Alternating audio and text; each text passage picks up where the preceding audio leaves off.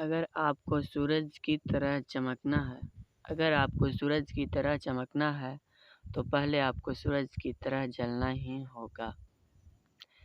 इस वीडियो में आपको मिलेंगे साइंस का 50 सब्जेक्टिव क्वेश्चन जो एग्ज़ाम के व्यू से बहुत ही इम्पोर्टेंट हैं। अगर वीडियो अच्छा लगे तो लाइक, शेयर और सब्सक्राइब ज़रूर कीजिएगा। क्वेश्चन नंबर 1, किसी चालक का प्रतिरोध किन बातों पर निर्भर करता है? उत्तर, किसी चालक का प्रतिरोध निम्नलिखित बातों पर निर्भर करता है। पॉइंट नंबर 1, चालक तार की लंबाई पर।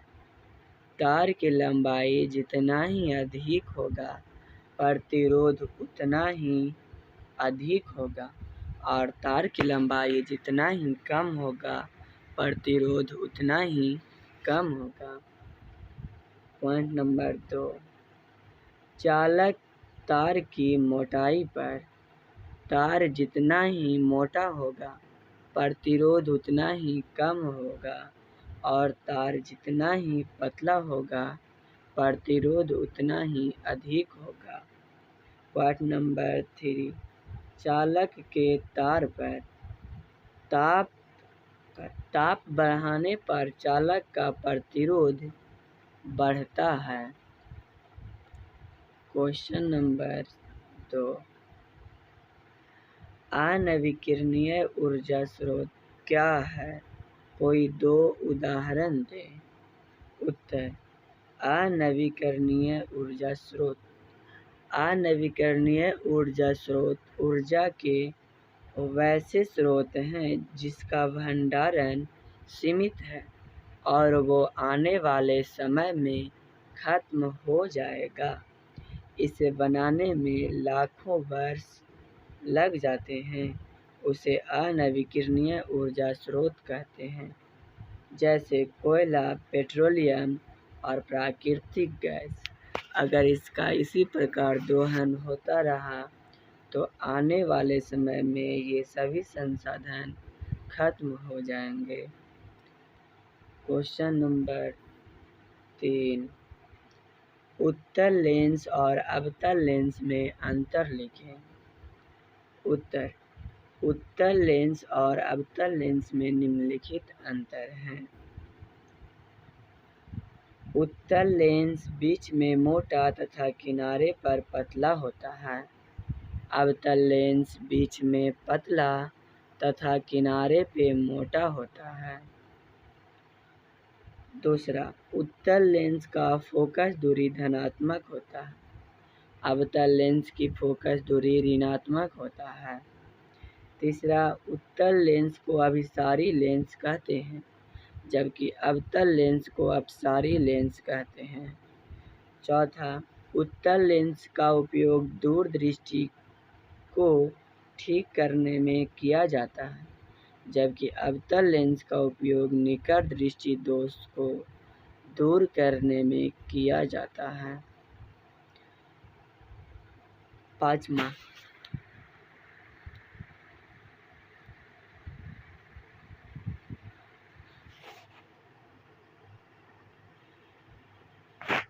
क्वेश्चन नंबर 4, सरल सूक्ष्मदर्शी क्या है? इसका एक किरण आरेख कीजिए। उत्तर, सरल सूक्ष्मदर्शी कम फोकस दूरी का एक उत्तल लेंस होता है। इसकी सहायता से सूक्ष्म वस्तुओं को देखा जाता है। सरल सूक्ष्मदर्शी में उत्तल लेंस का प्रयोग होता है। इसके किरण आरेख दिखाए गए हैं।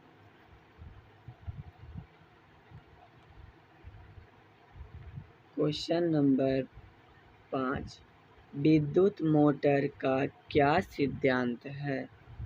उत्तर, विद्युत मोटर का सिद्धांत, जब किसी कुंडली को चुंबकीय क्षेत्र में रखकर उसमें विद्युत धारा प्रवाहित करते हैं तो उस पर एक बलयुग्म कार्य करने लगता है। यह बलयुग्म कुंडली को लगातार घुमाते रहता है।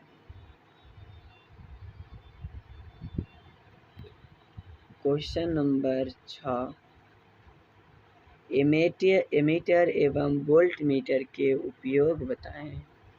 उत्तर, एमीटर का उपयोग हम परिपथ में विद्युत धारा को मापने में करते हैं, जबकि वोल्टमीटर का उपयोग विभवांतर मापने में करते हैं।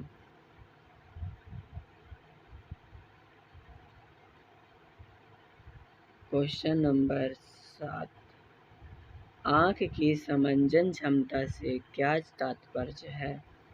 उत्तर, नेत्र की वह क्षमता जिसके कारण नेत्र लेंस की फोकस दूरी में परिवर्तन करके नज़दीक और दूर की वस्तुओं को स्पष्ट देखने की क्षमता को ही आँख की समंजन क्षमता कहते हैं।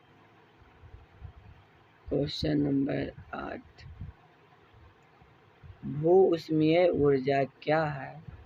उत्तर, किसी कारणवश जब पृथ्वी के अंदर तप्त स्थल का निर्माण हो जाता है और जब भूमिगत जल इन तप्त स्थलों के संपर्क में आता है तो भाप उत्पन्न होता है। इन भाप का उपयोग हम मोटर के टरबाइन को घुमाने में करते हैं। इसे ही भू-ऊष्मीय ऊर्जा कहते हैं। क्वेश्चन नंबर 9, आवर्धन किसे कहते हैं और इसका SI मात्रक लिखिए। आवर्धन प्रतिबिंब की ऊंचाई तथा वस्तु की ऊंचाई के अनुपात को कहते हैं। आवर्धन को स्मॉल m से सूचित किया जाता है। आवर्धन का SI मात्रक नहीं होता है, ये मात्रक विहीन होते हैं। यदि प्रतिबिंब की ऊंचाई v तथा वस्तु की ऊंचाई u हो तो आवर्धन m बराबर v/u होगा। क्वेश्चन नंबर 10, पानी में डूबी हुई लकड़ी मुड़ी हुई प्रतीत होती है, क्यों। उत्तर, पानी में डूबी हुई लकड़ी मुड़ी हुई प्रतीत इसलिए होती है कि जब प्रकाश विकिरण माध्यम से सघन माध्यम में प्रवेश करता है तो वह अभिलंब की ओर मुड़ जाता है। यही कारण है कि पानी में डूबी हुई लकड़ी मुड़ी हुई प्रतीत होती है। क्वेश्चन नंबर 11, आपतित किरण, परावर्तित किरण, आपतन बिंदु, आपतन कोण तथा परावर्तन कोण को परिभाषित करें। उत्तर, आपतित किरण किसी दर्पण पर आके टकराने वाली किरण को आपतित किरण कहते हैं। परावर्तित किरण दर्पण से टकराकर लौटने वाली किरण को परावर्तित किरण कहते हैं। आपतन बिंदु आपतित किरण दर्पण के जिस भाग पे टकराती है उसे आपतन बिंदु कहते हैं।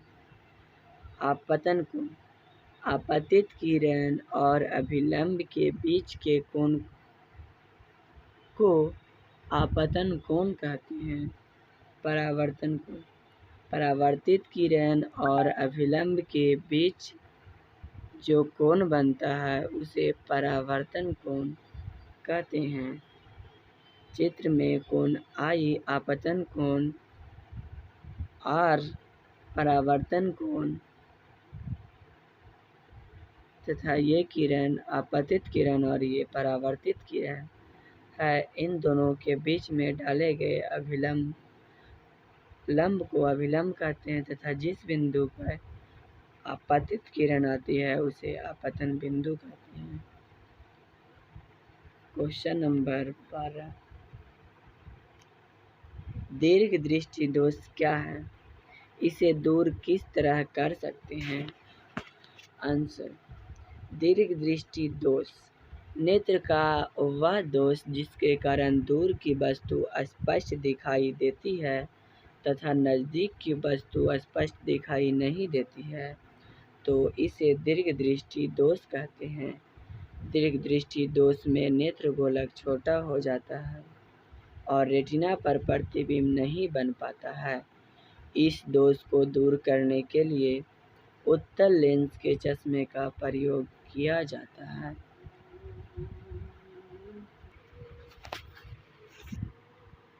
क्वेश्चन नंबर 13, नेत्र का निकट बिंदु किसे कहते हैं? आंसर, वह न्यूनतम दूरी जिस पर रखी वस्तु बिना किसी तनाव के स्पष्ट देखी जा सकती है, उसे नेत्र की निकट बिंदु कहते हैं। मानव नेत्र का निकट बिंदु 25 सेंटीमीटर होता है। क्वेश्चन नंबर 14, विरंजक चूर्ण क्या है? इसके गुण और उपयोग को लिखें। उत्तर, यदि शुष्क बुझे हुए चूने को जब क्लोरीन गैस से अभिक्रिया कराई जाती है तो विरंजक चूर्ण का निर्माण होता है। विरंजक चूर्ण का गुण। पहला गुण, विरंजक चूर्ण पीले रंग का चूर्ण है। इसमें क्लोरीन की तीखी गंध होता है। दूसरा, यह जल में घुलनशील है लेकिन पूरी तरह जल में नहीं घुलता है। तीसरा, यह वायु में कार्बन डाइऑक्साइड के साथ अभिक्रिया करके क्लोरीन को खो देता है। विरंजक चूर्ण का उपयोग। पहला, कागज तथा कपड़ा उद्योग में विरंजक के रूप में। दूसरा, पेयजल के रोगाणु को नष्ट करने में इसका उपयोग किया जाता है। तीसरा, यह क्लोरोफॉर्म बनाने में प्रयुक्त।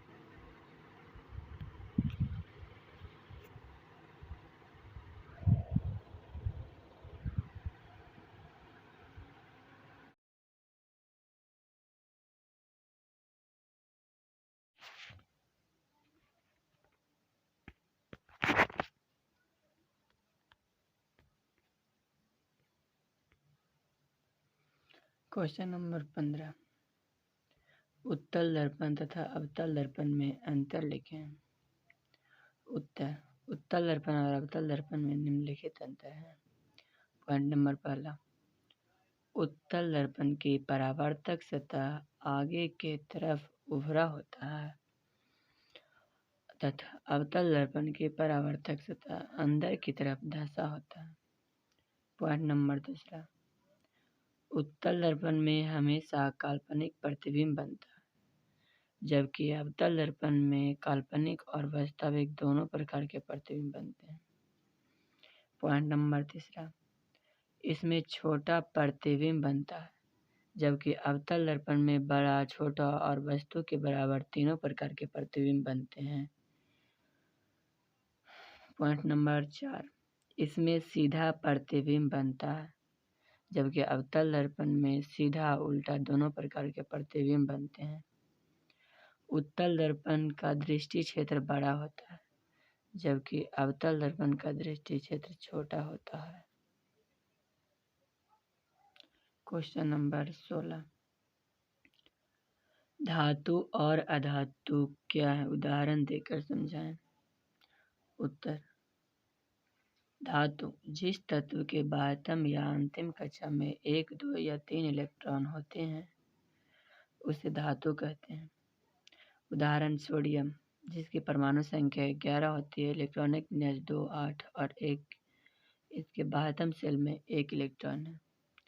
मैग्नीशियम Mg जिसकी परमाणु संख्या 12 और इलेक्ट्रॉनिक विन्यास 2, 8, 2 होती है, इसके बाह्यतम शेल में 2 इलेक्ट्रॉन है। अधातु जिस तत्व के बाह्यतम कक्षा में 5, 6 या 7 इलेक्ट्रॉन होते हैं उसे अधातु कहते हैं। उदाहरण के लिए ऑक्सीजन जिसकी परमाणु संख्या 8 होती है, इलेक्ट्रॉनिक विन्यास 2, 6, इसके बाह्यतम शेल में 6 इलेक्ट्रॉन है। फ्लोरीन, जिसकी परमाणु संख्या 9 होती है और इलेक्ट्रॉनिक विन्यास 2 7। इसके वातम सेल में 7 इलेक्ट्रॉन होते हैं। क्वेश्चन नंबर 17, भर्जन तथा निस्तापन में अंतर लिखें। उत्तर, भर्जन और निस्तापन में निम्नलिखित अंतर है। पॉइंट नंबर 1, भर्जन में अयस्कों को वायु के उपस्थिति में गर्म किया जाता है, जबकि निस्तापन में अयस्कों को वायु की अनुपस्थिति में गर्म किया जाता है। Point number 2,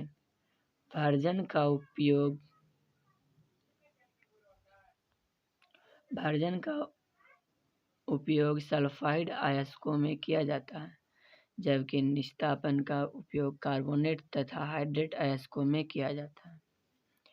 point number 3, version की क्रिया में सल्फर डाइऑक्साइड गैस उत्पन्न होता है, जबकि निस्तापन की क्रिया में कार्बन डाइऑक्साइड गैस उत्सर्जित होता है।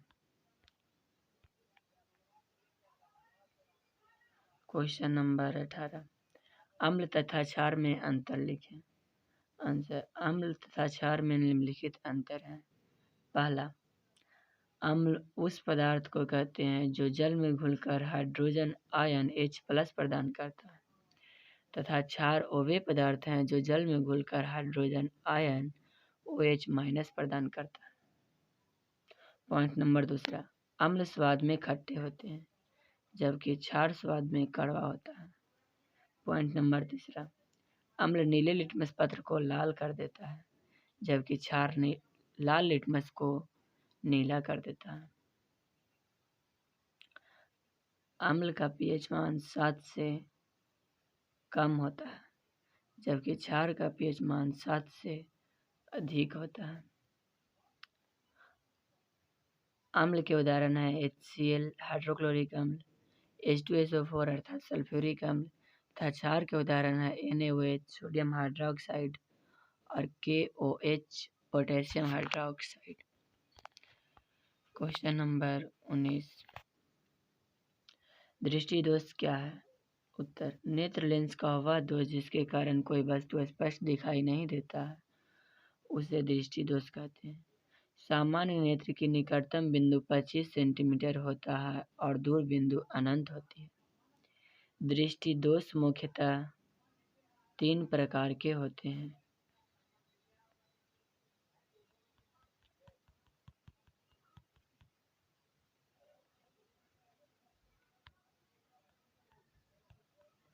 दृष्टि दोष मुख्यतः 4 प्रकार के होते हैं। पहला निकट दृष्टि दोष, दूसरा दूर दृष्टि दोष, तीसरा जरा दृष्टि दोष, चौथा आबंधकता, जिसमें 3 ही दोष सबसे प्रमुख होते हैं। क्वेश्चन नंबर 20,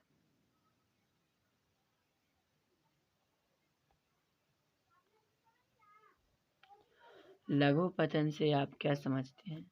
आंसर, किसी कारणवश जब गर्म तार और ठंडा तार एक दूसरे के संपर्क में आ जाते हैं तो लघु पतन की स्थिति उत्पन्न हो जाती है।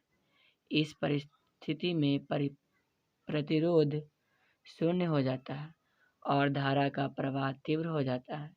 धारा का प्रवाह तीव्र होने के कारण ताप उत्पन्न होता है, जिससे परिपथ में आग लगने का भय रहता है। इसे ही लघु पतन कहा जाता है। इसके कारण परिपथ में लगे हुए उपकरण जल जाते हैं। क्वेश्चन नंबर 21,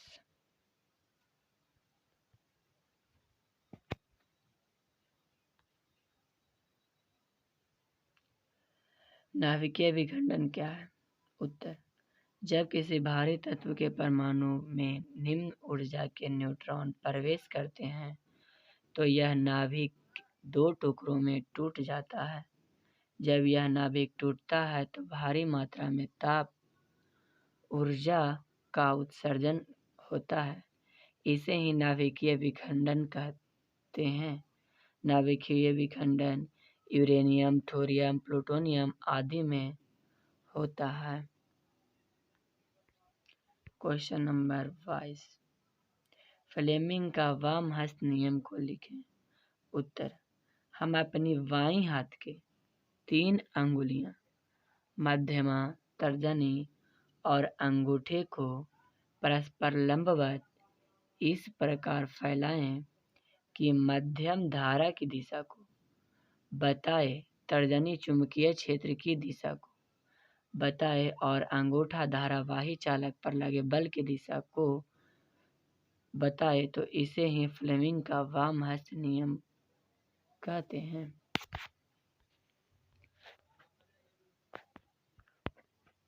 क्वेश्चन नंबर 23, जीवों के लिए पोषण क्यों अनिवार्य है? उत्तर, जीवों में संचालन, वृद्धि, अनुरक्षण आदि कार्यों के लिए जीवों में ऊर्जा की आवश्यकता पड़ती है और यह ऊर्जा प्राप्त करने के लिए खाद्य पदार्थों की जरूरत पड़ती है, इसलिए जीवों में पोषण अनिवार्य है। क्वेश्चन नंबर 24, हरे पेड़ पौधे को उत्पादक क्यों कहते हैं? उत्तर, हरे पेड़ पौधे सूर्य के प्रकाश की उपस्थिति में जमीन से जल तथा खनिज लवण, वायुमंडल से कार्बन डाइऑक्साइड और हरित लवण की उपस्थिति में अपना भोजन स्वयं बनाता है। इसीलिए हरे पेड़ पौधे को उत्पादक कहते हैं, क्योंकि ये सभी जीवों के लिए खाद्य पदार्थों का उत्पादन करता है। क्वेश्चन नंबर 25, रंध्र एवं वातरंध्र किसे कहते हैं? उत्तर, रंध्र पेड़ पौधे के पत्तियों के सतह पर पाए जाने वाले एक विशेष प्रकार के अति सूक्ष्म छिद्रों को रंध्र कहते हैं। वातरंध्र पेड़ पौधों के छालों पर गैसों के विनिमय के लिए पाए जाने वाले छिद्र को वातरंध्र कहते हैं। क्वेश्चन नंबर 26, श्वासोच्छ्वास को परिभाषित करें। उत्तर, वह क्रिया जिसमें जीव वातावरण से ऑक्सीजन ग्रहण करते हैं तथा कार्बन डाइऑक्साइड शरीर से बाहर निकालते हैं तो इसे श्वासोच्छ्वास कहते हैं। क्वेश्चन नंबर 27, रक्त किनसे बना होता है? उत्तर, रक्त निम्नलिखित पदार्थों से मिलकर बना होता है। पहला, इसमें प्लाज्मा होती है। दूसरा, लाल रक्त कणिकाएं होती हैं। तीसरा, श्वेत रक्त कणिकाएं होती हैं तथा प्लेटलेट्स होती हैं। क्वेश्चन नंबर 28, हमारे शरीर में हीमोग्लोबिन की कमी से क्या होता है? उत्तर, हमारे शरीर में अगर हीमोग्लोबिन की कमी हो जाती है तो एनीमिया रोग हो जाता है। हमें श्वसन में ऑक्सीजन की कमी हो जाती है, जिसके कारण हम जल्दी थक जाते हैं, हमारा वजन कम हो जाता है, हमारा रंग पीला पड़ जाता है और कमजोरी का अनुभव होता है। क्वेश्चन नंबर 29, विद्युत बल्ब में निष्क्रिय गैस क्यों भरी जाती है? उत्तर, विद्युत बल्ब का फिलामेंट टंगस्टन का बना होता है। यदि विद्युत बल्ब के अंदर हवा भर दिया जाए और विद्युत धारा प्रवाहित किया जाए तो यह हवा के ऑक्सीजन से ऑक्सीकृत होकर टूट जाता है। यदि विद्युत बल्ब के अंदर निष्क्रिय गैस भर दी जाए तो यह टंगस्टन को न्यूनतम हानि पहुंचाता है। इसीलिए विद्युत बल्ब के अंदर निष्क्रिय गैस भरा जाता है। क्वेश्चन नंबर 30, कूलम्ब का नियम क्या है? उत्तर, दो आवेशित वस्तुओं के बीच का विद्युत बल उनके गुणनफल के समानुपाती तथा उनके बीच के दूरी के वर्ग के व्युत्क्रमानुपाती होता है। इसे ही कूलम्ब का नियम कहते हैं, अर्थात F बराबर K Q1 into Q2 by R square.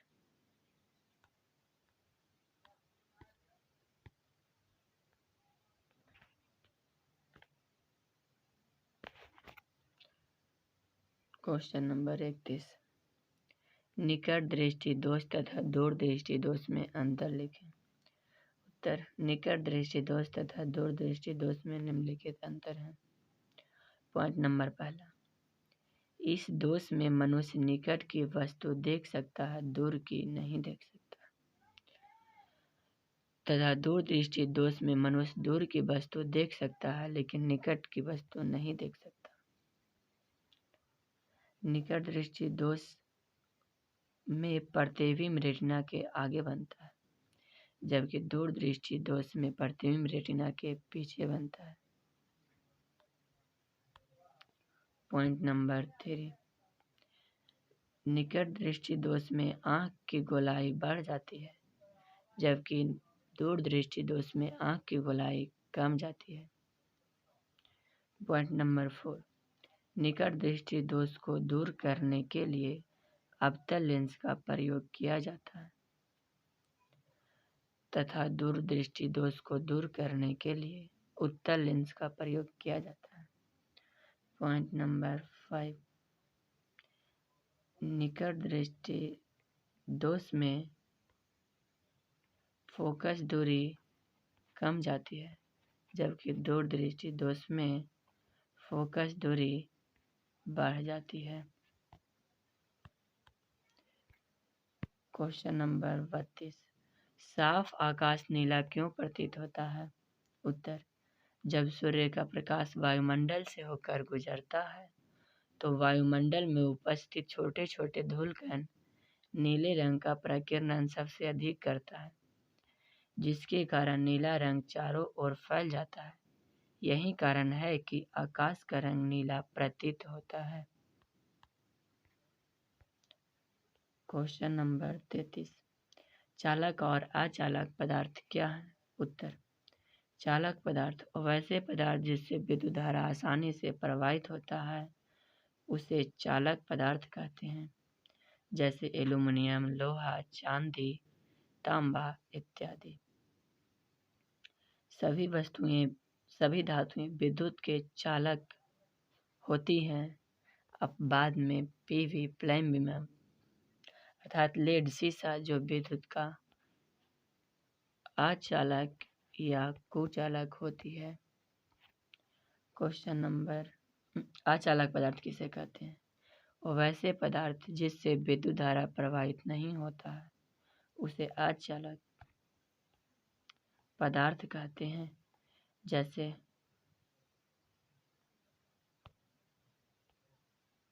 लकड़ी, मिट्टी, चमड़ा, प्लास्टिक इत्यादि। सभी अधातु विद्युत के कुचालक होते हैं।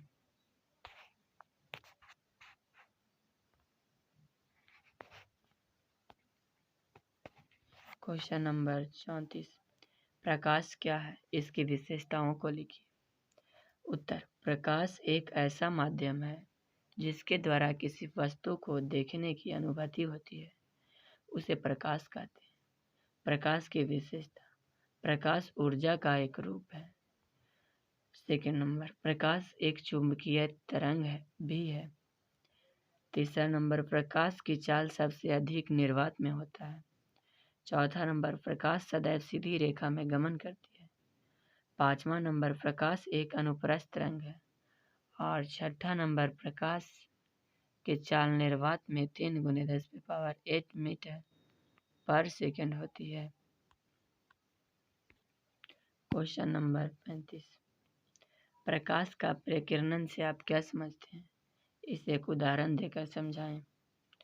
उत्तर, जब प्रकाश की किरणें किसी कण से टकराकर सभी दिशाओं में फैल जाती है तो इसी घटना को प्रकाश का प्रकीर्णन कहते हैं। उदाहरण, प्रकाश के प्रकीर्णन के कारण ही आकाश का रंग नीला दिखाई देता है। वायुमंडल में नीले रंग का प्रकीर्णन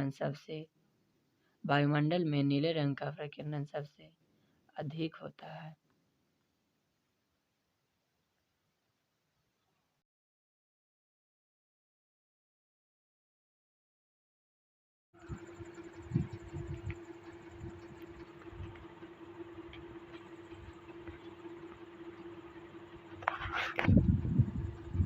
क्वेश्चन नंबर 36, एस्टर के उपयोगों को लिखें।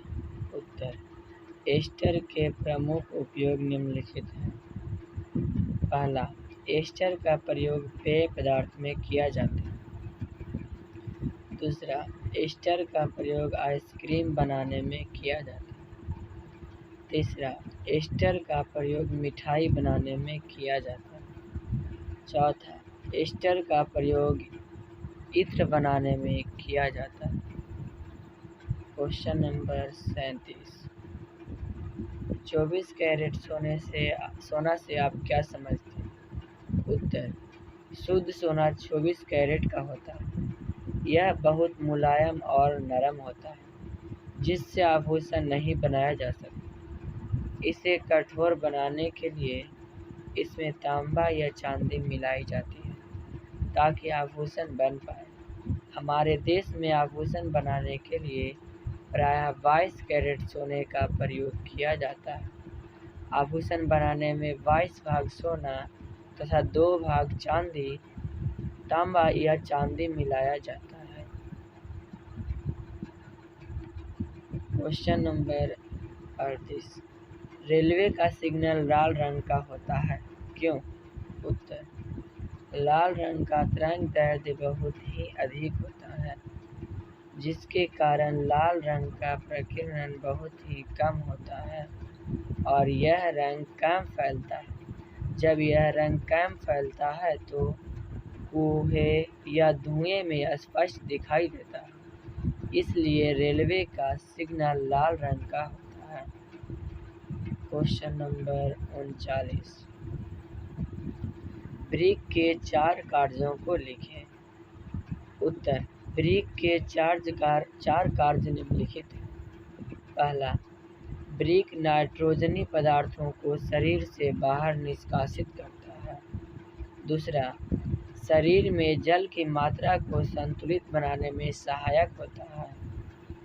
तीसरा, शरीर में अम्ल क्षार की मात्रा को संतुलित रखता है। चौथा, लवण की संतुलन में सहायक होता है।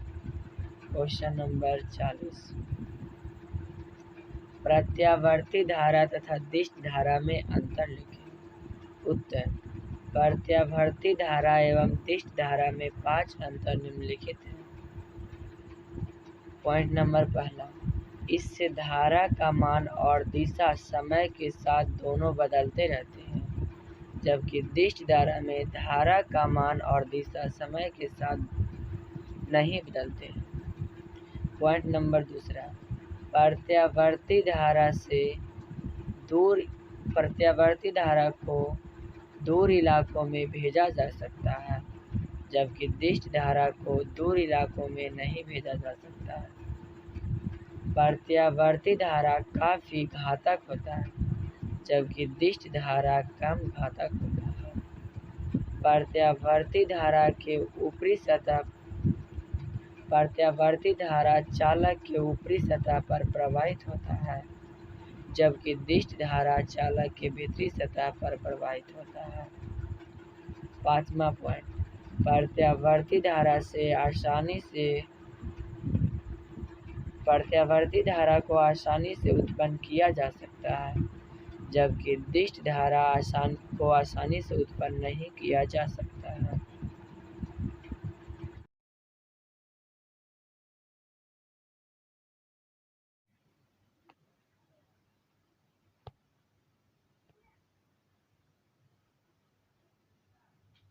क्वेश्चन नंबर 41, ओजोन क्या है? उत्तर, ओजोन ऑक्सीजन का एक अपरूप है।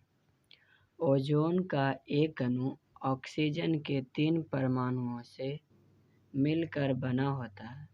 ओजोन का अणुसूत्र O3 होता है। ओजोन परत वायुमंडल के बाहरी सतहों में पाया जाता है, जो पराबैंगनी किरणों से हमें रक्षा प्रदान करता है।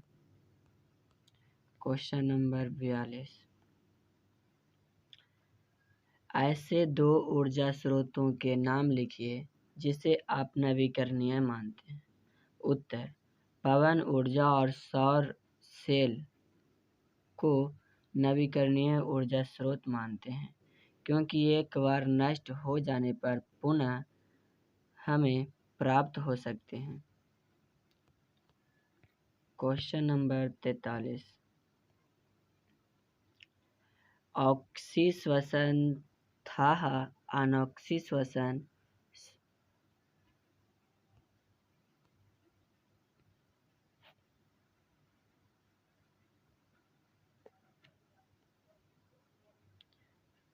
प्रश्न संख्या 43, ऑक्सीश्वसन तथा अनॉक्सीश्वसन में अंतर लिखें।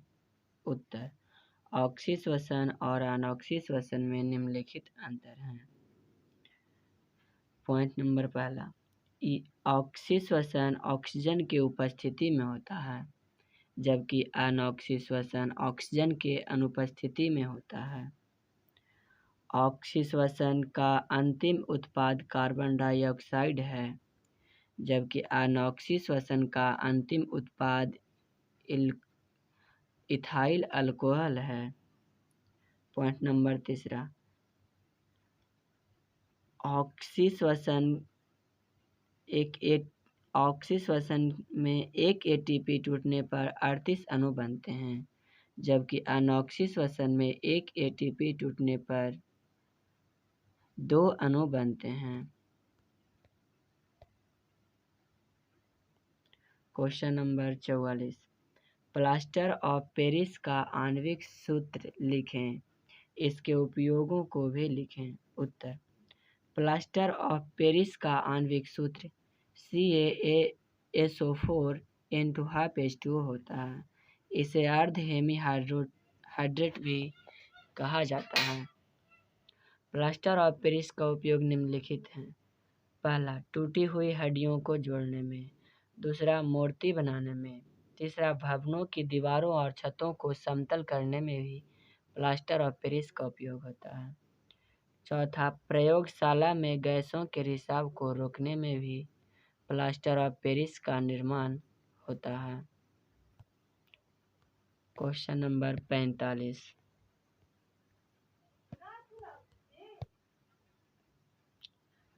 मेंडलीव की आवर्त सारणी तथा आधुनिक आवर्त सारणी में अंतर को लिखें।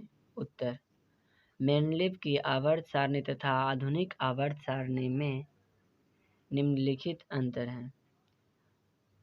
पॉइंट नंबर पहला, मेंडलीव की आवर्त सारणी तत्वों के परमाणु द्रव्यमान पर आधारित है, जबकि आधुनिक आवर्त सारणी तत्व के परमाणु संख्या पर आधारित है। पॉइंट नंबर दूसरा, मेंडलीव की आवर्त सारणी में अक्रिय गैसों के लिए कोई स्थान नहीं दिया गया है, जबकि आधुनिक आवर्त सारणी में अक्रिय गैसों को वर्ग 18 में रखा गया है। पॉइंट नंबर तीसरा, मेंडलीव की आवर्त सारणी में कुल 6 क्षैतिज पंक्तियां एवं 8 उदग्र स्तंभ हैं, जबकि आधुनिक आवर्त सारणी में कुल 7 क्षैतिज पंक्तियां एवं 18 उदग्र स्तंभ हैं। मेंडलीव की आवर्त सारणी में 7 क्षैतिज पंक्तियां और 9 उदग्र स्तंभ हैं। पॉइंट नंबर चौथा, मेंडलीव के आवर्त सारणी में कुछ दोष हैं, जबकि आधुनिक आवर्त सारणी मेंडलीव के सभी आवर्त सारणी के दोषों को दूर कर दिया है। हालांकि आधुनिक आवर्त सारणी में भी कुछ दोष हैं, जैसे हाइड्रोजन का स्थान कहीं और एस ब्लॉक में होना।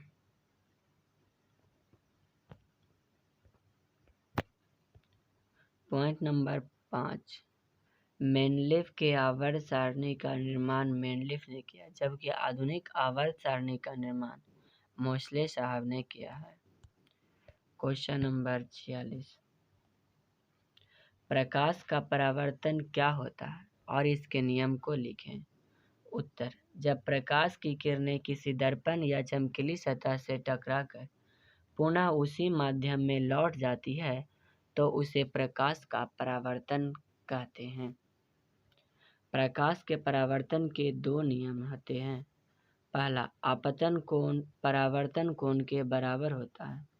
दूसरा, आपतित किरण, परावर्तित किरण तथा आपतन बिंदु पर डाला गया लंब तीनों एक ही तल में होते हैं। क्वेश्चन नंबर 47, उत्तल दर्पण, अवतल दर्पण और समतल दर्पण के दो उपयोग को लिखें। उत्तर, उत्तल दर्पण के उपयोग साइड मिरर के रूप में तथा किसी भी वस्तु का छोटा प्रतिबिंब बनाने में होता है। अवतल दर्पण का उपयोग दाढ़ी बनाने में तथा डॉक्टरी क्षेत्रों में किया जाता है। समतल दर्पण का उपयोग एक से अधिक प्रतिबिंब बनाने में तथा अपना चेहरा देखने के लिए किया जाता है। क्वेश्चन नंबर 48, रासायनिक अभिक्रिया किसे कहते हैं। उत्तर, दो या दो से अधिक पदार्थ मिलकर जब एक या एक से अधिक नए गुणधर्म वाले पदार्थ का निर्माण करते हैं तो उसे रासायनिक अभिक्रिया कहते हैं। उदाहरण, हाइड्रोजन और ऑक्सीजन के संयोग होने से जल का निर्माण होता है। H2+O2 अभिक्रिया करके H2O का निर्माण करता है। क्वेश्चन नंबर 49, भर्जन तथा निस्तापन में अंतर लिखें। उत्तर, भर्जन तथा निस्तापन में निम्नलिखित अंतर है। पॉइंट नंबर पहला, भर्जन में अयस्कों को वायु के उपस्थिति में गर्म किया जाता है, जबकि निस्तापन में अयस्कों को वायु की अनुपस्थिति में गर्म किया जाता है। पॉइंट नंबर दूसरा, भर्जन का प्रयोग सल्फाइड अयस्कों में किया जाता है, जबकि निस्तापन का प्रयोग कार्बोनेट तथा हाइड्रेट अयस्कों में किया जाता है। पॉइंट नंबर तीसरा, भर्जन की क्रिया में सल्फर डाइऑक्साइड गैस उत्सर्जित होता है, जबकि निस्तापन की क्रिया में कार्बन डाइऑक्साइड गैस उत्सर्जित होता है। क्वेश्चन नंबर 50, निम्न पदों की परिभाषा लिखें। पहला, खनिज, दूसरा अयस्क, तीसरा गैस। उत्तर, खनिज पृथ्वी के परत में उपस्थित धातुयुक्त ठोस पदार्थ को खनिज कहते हैं। अयस्क जिस खनिज से किसी धातु को प्रचुर मात्रा में कम खर्च पर आसानी से प्राप्त किया जा सके वह खनिज उस धातु का अयस्क कहलाता है। एग्जाम्पल, एल्युमिनियम का ऑक्साइड बॉक्साइड होता है। तीसरा, गैंग, अयस्क के साथ उपस्थित अशुद्धियों को ही गैंग कहते हैं। अगर वीडियो अच्छी लगी हो तो लाइक, शेयर एंड सब्सक्राइब कीजिएगा।